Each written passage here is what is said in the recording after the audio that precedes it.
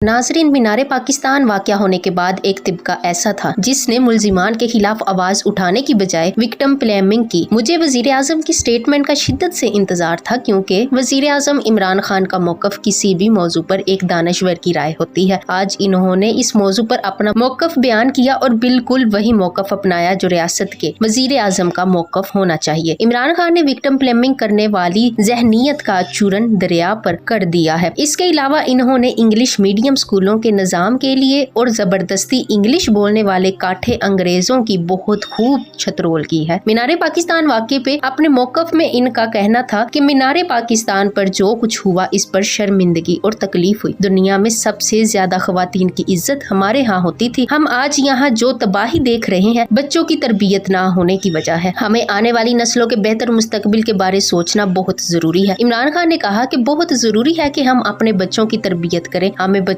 को दुनिया के सबसे अजीम इंसान नबी पाक सल्लल्लाहु अलैहि वसल्लम की जिंदगी बारे पढ़ाना चाहिए। वजीर आज़म इमरान खान ने जिस खूबसूरती के साथ अपना मौक़िफ़ बयान किया है, इस पे वो खिराजे तहसीन के मुस्तहिक हैं। इन्होंने विक्टिम ब्लेमिंग की चलते रिवायत का आज गला घोंटा है। यौम आजादी पे मीनार पाकिस्तान के साए तले आयशा को जिस तरह बम्बोड़ा और बरहना किया गया, इसने तो हर जी शऊर और जी हस शख्स को झंझोड़ के रख दिया। मगर कुछ ऐसे जेद भी थे जिन्होंने कहना शुरू कर दिया कि वो तो थी ही ऐसी, सवाल उठाना शुरू कर दिए कि उसके साथ ही ऐसा क्यों हुआ। उसने कुछ तो किया होगा कि ओबाश लोंडो के गिरोह ने इसकी बेहुरमती की और लड़कियां भी चुस्त लिबासों में फिरती नजर आती हैं। इन्हें क्यों कुछ नहीं हुआ। जब मालूम हुआ कि वो टिकटॉकर है तो उनकी तसल्ली हो गई कि वो तो थी ही ऐसी, लिहाजा मामला इतना संगीन नहीं। 400 हवस ज़दा लोंडो के गिरोह ने इसीलिए मुनासिब जाना कि उस लड़की पे जानवरों की तरह टूट पड़ने में कोई हर्ज नहीं, इसको बम्बोरने और इसके कपड़े खींच के उतारने में कोई मजायका नहीं, क्योंकि वो तो है ही ऐसी। मैं सोचती थी कि ऐसी सफाकियत का दिफा तो कोई इंतहाई जाहल या जंगली ही कर सकता है। ऐसा नहीं है। बेज़ाहिर मुअज़्ज़ज़ चेहरों के पीछे मुनाफिकत ज़दा गलीज सोच के लोग वफर तादाद में मिल जाते हैं। इनकी और सानेहा मीनार पाकिस्तान के मुजरिमों की सोच में कोई फर्क नहीं। यहाँ औरतों को अपनी बेहुरमती के लिए मोर्दे इल्जाम ठहराने के लिए दलाइल दिए जाते हैं। तारीख गवाह है, हमने अपनी नस्लों को तरबियत ही दी है कि लब्बी चीज खुदा दी। अगर ये मालूम हो जाए कि शायद ये औरत रत्ती भर भी आजाद मंश है तो इसको फ्री फॉर ऑल तस्वुर कर लिया जाता है। विक्टिम ब्लेमिंग हमारे मुआशरे का हिस्सा बन चुकी है। इन लोगों की अजीब लॉजिक्स है। मोटरवे पर औरत का रेप क्यों हुआ? क्योंकि वो वीरान सड़क पर तन्हा खड़ी थी। मीनार पाकिस्तान पर 400 लोगों ने एक लड़की के कपड़े क्यों फाड़े? क्योंकि वो टिकटॉक बनाते हुए मानी खेज इशारे कर रही थी। नूर मुकद्दम का कत्ल क्यों हुआ? क्योंकि वो एक गैर मर्द के घर तन्हा गई थी। 6 वर्ष की ज़ैनब का रेप क्यों हुआ? क्योंकि उसके वालिदैन मुल्क में नहीं थे। यौम आजादी के मौका पर एक लफंगे ने रिक्शे में बैठी खातून का जबरदस्ती बोसा क्यों लिया? क्योंकि वो जानते बूझते हुए 14 अगस्त की रात को बाहर निकल आई थी। रिक्शे में सवार होने वाली माँ बेटी को रिक्शा ड्राइवर ने अपने साथी के साथ मिलकर रेप क्यों किया? ये बढ़ती हुई फहाशी की वजह से है। 3 साल बच्ची का रेप क्यों हुआ? ये दीन से दूरी का अंजाम है। टट्ठा में 14 साल की लड़की की लाश का कब्र से निकाल कर रेप क्यों हुआ? ये जिनसी घुटन का नतीजा है। पर्दादार औरत का रेप क्यों हुआ? ये जिनसी आजादी का नतीजा है। 5 बच्चों की माँ का रेप क्यों हुआ? ये मादर पदर आजादी के सम्राट हैं। ज़हनी तौर पर माजूर बच्ची का रेप क्यों हुआ? वो पैदा ही गलत हुई थी। ये है हमारी डटाई का आलम। जिनसी दरिंदगी के हर वाक़े की बात ज़हनी अफलास के मारे मर्द एक नई तो जी तराशते हैं और घुमा फिरा कर औरत को ही मोर्दे इल्जाम ठहराते हैं। जुल्म का शिकार होने वाली कोई औरत अगर मॉडर्न हो, जीन्स पहनती हो, दुपट्टा ना लेती हो या लड़कों के साथ टिकटॉक वीडियो बनाती हो तो फिर चाहे कोई उसकी बोटियां करके गटर में ही क्यों ना बहा दे, ये लोग उस औरत का ही कसूर निकालेंगे। वो बराह रास्त ये तो नहीं कह के कि औरत की बोटियां करने वाले ने ठीक काम किया, लेकिन बिलवास्ता उनकी गुफ्तगू का लबलबाब यही होगा कि जिस औरत की बरहना करके गर्दन काटी गई वो एक बाजारी औरत थी और ऐसी औरतों का यही अंजाम